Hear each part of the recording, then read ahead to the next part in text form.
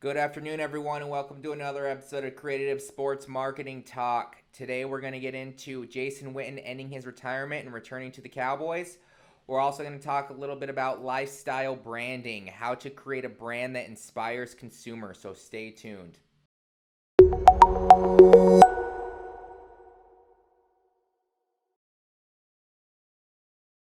So, as many of you may have heard, Jason Witten ends his retirement and he will return to the Cowboys. Jason Witten's retirement from football and his broadcasting career lasted less than 1 calendar year. Witten, who announced his retirement to join the ESPN Monday Night Football League as an analyst, announced Thursday he is returning for a 16th season with the Dallas Cowboys. As he states, the fire inside him to compete and play this game is just not burnt. It's just burning too strong, the tight end said in a statement with the Cowboys official website. This team has a great group of rising young stars, and he wants to help them make a run at the championship. The Cowboys also enticed Witten with a financial incentive. Witten will receive up to $5 million to come out of retirement, a source told NFL Network Insider. Witten's deal has a base value of $3.5 million.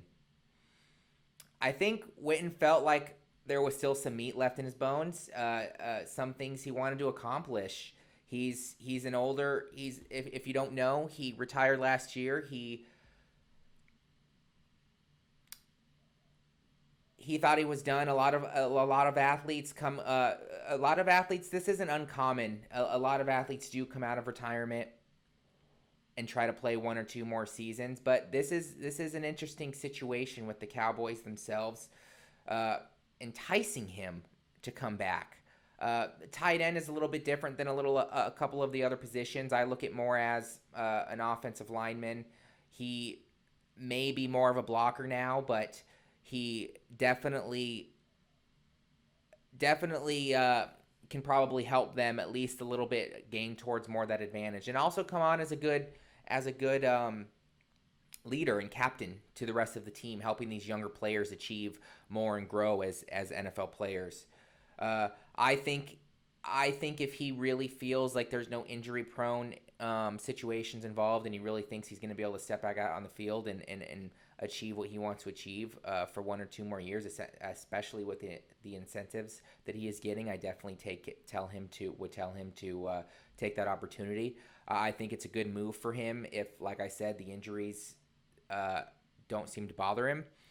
When it comes to his personal brand, I think that this is a perfect time for him to use the marketplace and what he's trying to do with the free media he will still be receiving, and try to build his brand. It seemed to me if he didn't like the broadcasting, then that's one of the reasons he came out. He just didn't enjoy it. A lot of athletes do come out and they become broadcasters. It's a different ball game. They have to know the sport. They have to, and of course they do because they play the game, but it definitely shows some different kinds of attributes. So with that said, if I was in Jason Witten's shoes right now, I would definitely continue to grow as he's looking at these seasons. He's definitely not getting any younger. So utilize that.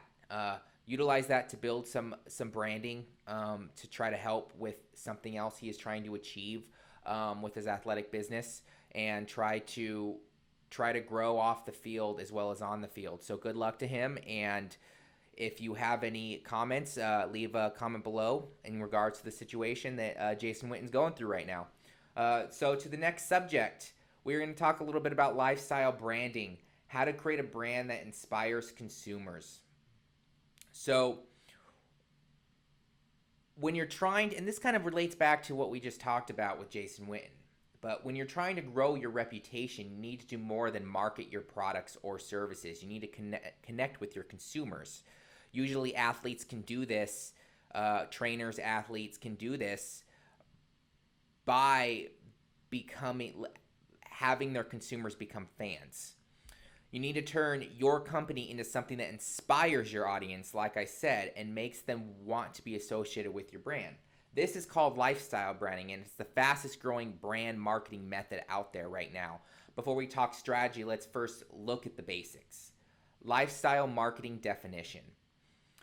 Lifestyle marketing is a special in marketing where a product is branded and marketed such that it is perceived to possess the ideals, inspirations, and aesthetics as the target audiences identify with and revolve around an ideology that gives meaning and purpose to why it exists. So, what is lifestyle brand? What is a lifestyle brand? A lifestyle brand is the next step in product marketing. You're not just selling a physical item, you're selling the lifestyle behind it. For example, if you're selling a new fitness tracker, you're not just selling the tracker, you're selling the active lifestyle clients want when they buy that product. Your marketing campaigns need to inspire the emotion connection between your brand and your consumer. As a lifestyle brand, you will need to inspire and motivate your audience. There's less focus on the product itself, and the goal changes to contributing to the definition of the consumer's way of life. A marketer needs to focus on invoking an emotional connection with its customers. The consumer needs to feel a desire to be associated with a particular brand or company. When done correctly, this effective marketing style can be very effective, and in the best cases, it can even go viral on social media. So let's look back to basically what we're doing here. Working with athletes. Let's look at Jason Witten, for instance. If he, as a brand, is coming out with a certain product, then he can use his lifestyle on the field to kind of relate to that product. It brings the fans in and feels a connection, and using his fans as a way to sell his product per se. So why does lifestyle branding matter? Well, lifestyle branding is a long-term strategy that focuses on connecting with your consumers to your brand as a whole. There's not focus on a single product. This makes it easier to inspire them to buy other things and support your company long after they purchase your newest item. Apple has been very successful with this strategy. Lifestyle branding matters because it's very effective. It works on a much deeper level than traditional advertising and actually targets what a potential customer wants to do and achieve. A marketing team needs to understand what experience their audience craves and what truly inspires them. Understanding this will only benefit your company in a positive way. So how do you create a lifestyle brand? A key to success with lifestyle branding is to identify what your consumers or customers are looking for. You need to understand what drives them and what motivates their interest in your product in the first place. Once you do this, you can start tailoring your marketing efforts to appeal to that motivation. Always think about your lifestyle branding before you actually start your marketing campaign.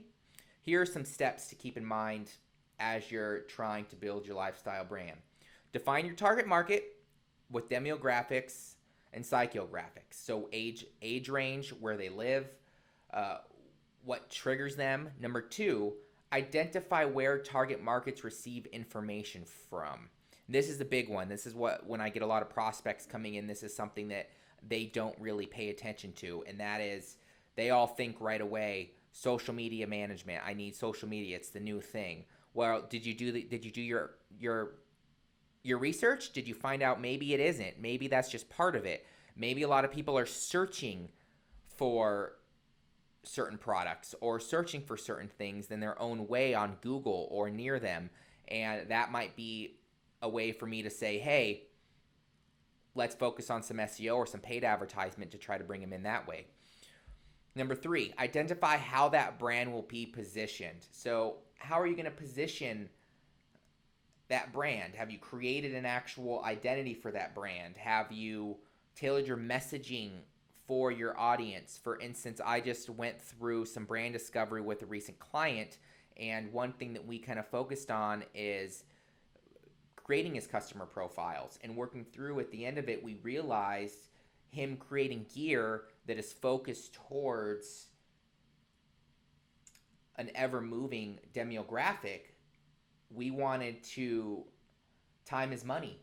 So position yourself in a way where you can identify with them so that they want to buy your products. Number 4, define the marketing channel. So back up to what we recently said. Kind of figure out, first off and foremost, A/B testing.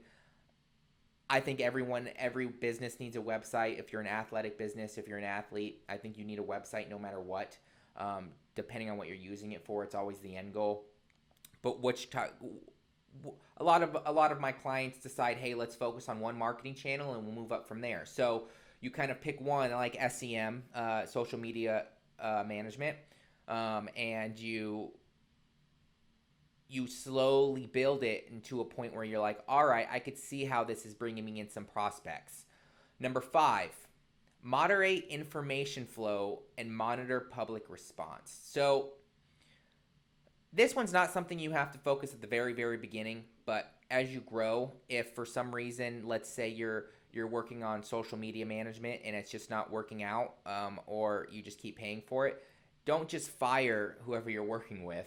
If they're have the omni marketing approach like we do, where you can have multiple forms of marketing, you may tailor that around and change some of your services to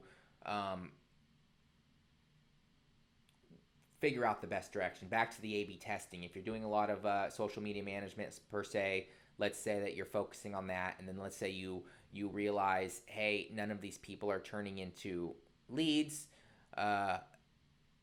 Social media management, most of them are going to be low quality leads anyway, because you don't have it's really the beginning of a funnel. But if you then say, all right, well, let's test search engine optimization, or let's test some paid advertisement, and create a funnel slowly, and eventually you can optimize what you're paying out and bring it back in. There's a lot more to it than that. You can always do A/B testing with websites and your funnels and your messaging as well, but look what people are saying. If they're liking certain kinds of videos, if they're liking certain types of, if they're liking a lot more of certain kinds of posts, you use that and you create more information around that to try to bring in your audience. So that's a little bit about lifestyle branding. You can view more on our blog post on our website. We will go a little bit more in detail on some lifestyle products and some other lifestyle branding tips and tricks. Besides that, I hope you all have a good rest of your day, and thank you for stay tuned. If you'd like to subscribe, please hit the subscribe button below. Again, thank you, and everyone have a good day.